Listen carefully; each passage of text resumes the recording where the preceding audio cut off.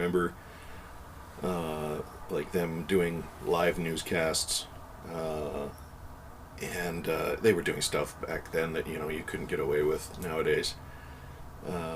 Just not politically correct or would startle the audience or whatever. But he always loved to mess around on Friday the 13th.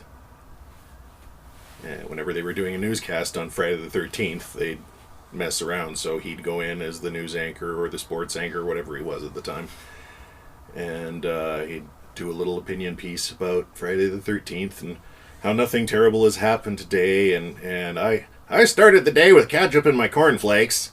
Yeah, that's about as close as I can get to his voice. I started the day with ketchup in my cornflakes, and nothing bad has happened, and it's just been a wonderful day. There's nothing bad happening, and then the camera would start to shake. And the camera operator's doing this with these big, heavy, freaking 60s cams. And then he'd start doing this almost Star Trek little jittering back and forth and keep trying to keep a straight face and keep reading the news. And then on the one occasion, he completely kind of lost control of his chair, so he went ass over tea kettle backwards. And all you saw was Ed Whalen's feet shooting up above the news desk. Meantime, there was a guy way up in the rafters who was chucking sheets of paper over the edge so that there was shit floating down behind them. And this was all on live news, right? And he crawls back up over the desk. At this point, his hair's kind of askew, too.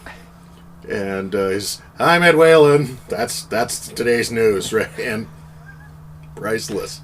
Could you do that today? Probably not, but that's the kind of environment that I remember there.